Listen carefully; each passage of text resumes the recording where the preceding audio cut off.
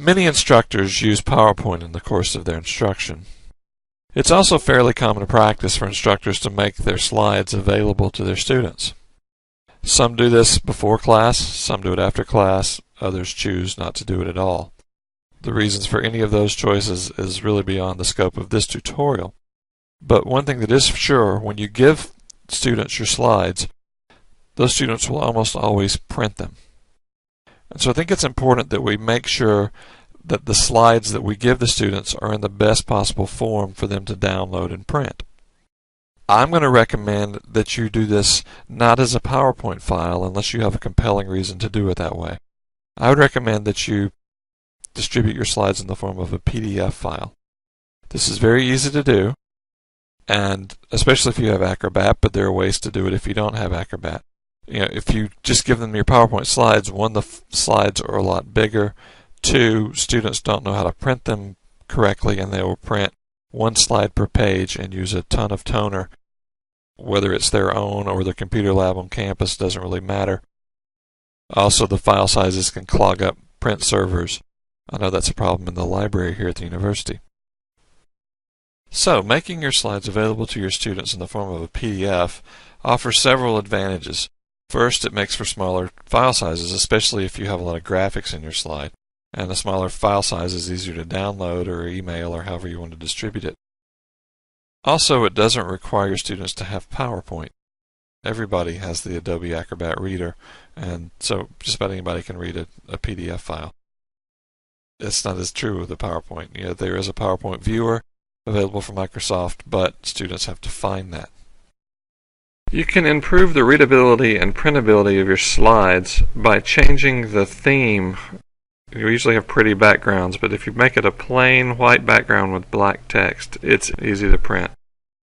So just press the Design tab and then choose the first theme, and that does it. It's also recommended that you make your PDF files grayscale rather than color. To do this, hit Print, and then where it says Color, hit Grayscale.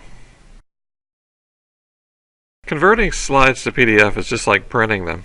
And so you go hit the Office button, then you click Print, and then from the Printer drop-down menu, choose Adobe PDF. Then where it says Print What, choose Handouts. And then choose how many slides per page you want to print. We recommend that you use 6 because that uses less paper than other ones. But if you want the note-taking lines on the side, choose 3.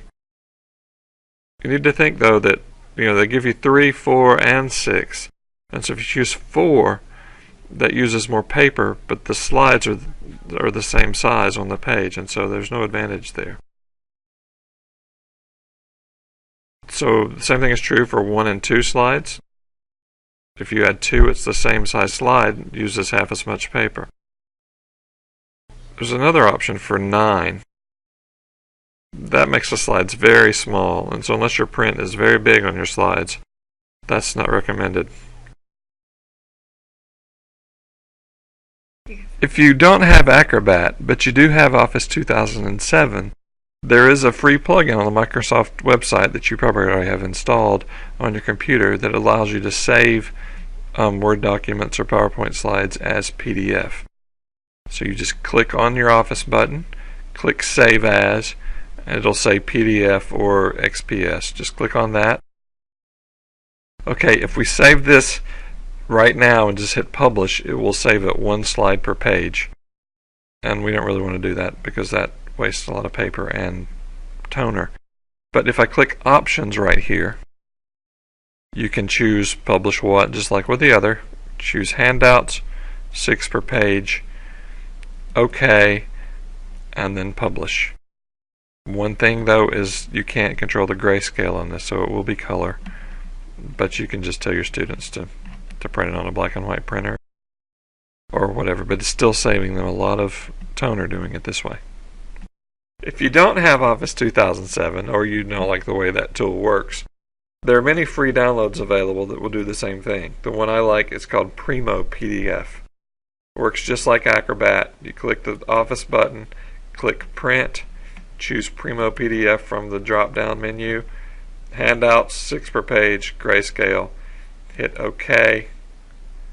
Hit Create PDF. And you're good. Hit Save. There you go. Now some of you will have a valid reason for wanting to send your PowerPoint files as PowerPoint files, and that's perfectly acceptable. However, if you do this, you probably want to make your files as small as possible, and one of the best ways to do this is by compressing the images.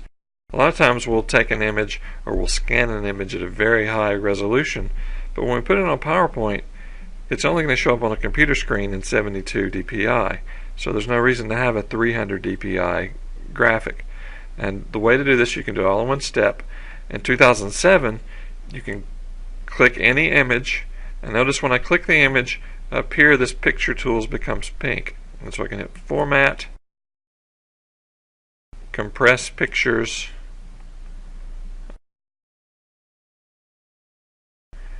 I want email 96 points per inch.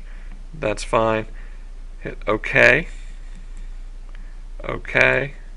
And then I save my file, and then I print it or email it, and then I email it to my students. Thank you and have a very good day.